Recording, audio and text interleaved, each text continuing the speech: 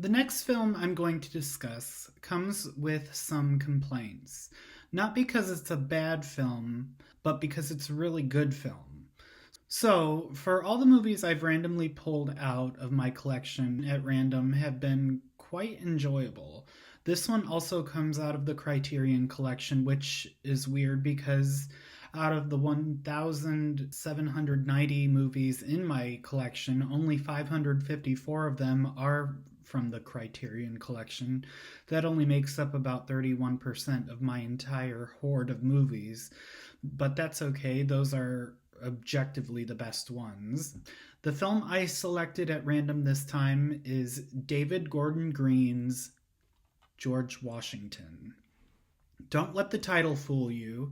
It's not about the first president of the United States, and the main character's name isn't really George Washington. It's George Richardson. And don't let the director fool you either, because this is actually a masterwork and a drama. This was Green's debut feature, and it received critical acclaim, but then the trajectory of David Gordon Green's career took a 180-degree turn, and he started directing ridiculous comedies and horror films such as The Pineapple Express, The Sitter, Halloween 2018, Halloween Kills, Halloween Ends, The Exorcist Believer, and most recently, some Christmas comedy called Nutcrackers. How could the career of a director of such a promising independent film go so wrong? He probably decided that a career of Hollywood studio comedies and horror films was where the money was at, and he abandoned his original passion. He wouldn't be the first filmmaker to do so. Maybe someday he'll return to form. George Washington is about a depressed, rural, derelict southern town in North Carolina. The film is told in voiceover and seen through the eyes of a young 12-year-old girl named Naja. The movie follows a group of children growing up in the town and how they come to grips with the hard world that they live in. The movie gave me To Kill a Mockingbird, Killer of Sheep vibes as I watched it, mostly because of the relationship between the kids in the tired old town. David Gordon Green experimented again with voiceover narration years later in 2021 in his film Halloween Kills by giving the iconic Laurie Strode character the task of narrating portions of the film, but it wasn't as effective as Naja's was in George Washington. If they don't stop him tonight, maybe we'll find him tomorrow, or next Halloween when the sun sets and someone is alone. At the beginning of the movie, Naja breaks up with her somewhat punk of a boyfriend, Buddy. Buddy's got some attention-seeking behavior, but he's not really a bad kid. Naja just decides to break up with him because she decides that he's too immature for her, and she sets her sights on another young boy in the neighborhood, an introverted boy named George Richardson. George has a condition, though. He has to keep his head from getting wet, and he often has to wear a helmet because his fontanelle never hardened after birth. While a group of the kids are playing in an abandoned public restroom, they started to play a little rough with one another, and George accidentally kills Buddy. It really was a freak accident. I actually had to rewind the movie and rewatch the deadly blow to Buddy that caused him to hit his head, and it really looked like George didn't hit him hard at all. He wasn't trying to cause bodily harm to him. It was a weird situation.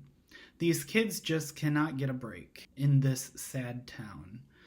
The kids are afraid that they will get in trouble for killing Buddy, so they decide to hide his body. In the days after, we see precisely one missing persons poster with Buddy's picture on it. George returns a few times to the dump site to see if Buddy's body has been disturbed, and it has not. One day, George sees a neighborhood boy drowning alone in the public swimming pool when no one is around. George disregards the fact that he's not supposed to get his head wet, and he jumps in and rescues the boy and becomes a town hero.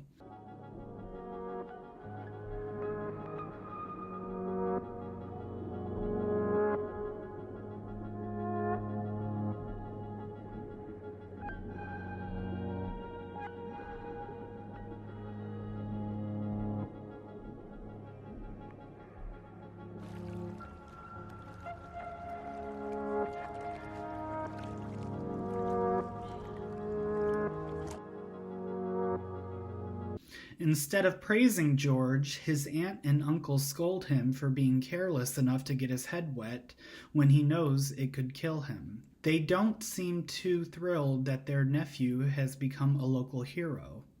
Since George is now a hero, he chooses to dress the part by putting on a little superhero outfit and wearing a cape. Eventually, George moves Buddy's body to a different dump site, and he is found.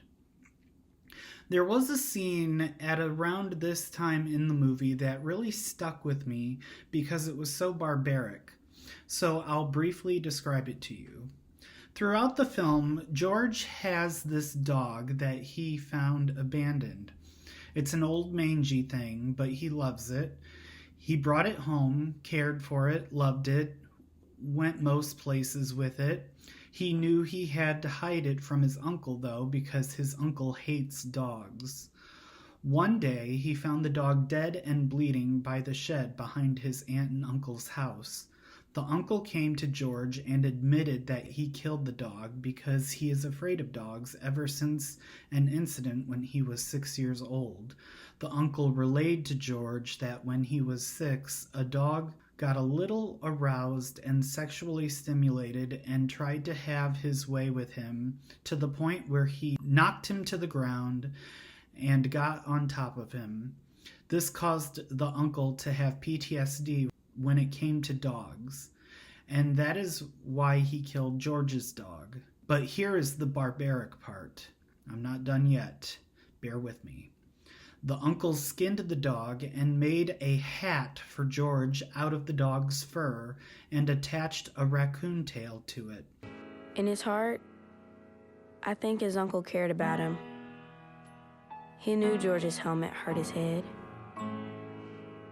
So he made him a soft new hat out of the skin of his dead dog and an old raccoon's tail. So now George has this Cruella de Vil Davy Crockett hat that he wears with his superhero costume. Isn't that messed up? I cringed so hard. I love dogs. My attitude is hurt all the people you want in movies, just leave the dogs alone. George Washington was also written and produced by David Gordon Green, and we all know how impressed I am when a filmmaker produces their own debut film. Where did he get the money? How did he raise the money? I couldn't find too many details about the production of George Washington. Next time I watch it, I'll have to play it with the director's commentary or something because I need to know. I want to close out my conversation about George Washington by praising the cinematography. I don't know why Tim Orr was not nominated for an Academy Award for Best Cinematography for the film because he would have deserved the nomination and he would have deserved to win. It is stunningly gorgeous. He made this ugly, depressing town look so stellar. It's a sin he wasn't nominated. Every frame is a work of art. A lot of people have described the film as not having a plot. When the cinematography is that good, do you really need one? However, I disagree with those who argue that the film has no plot. As of May 20th, 2025, George Washington is available for streaming on the Criterion channel.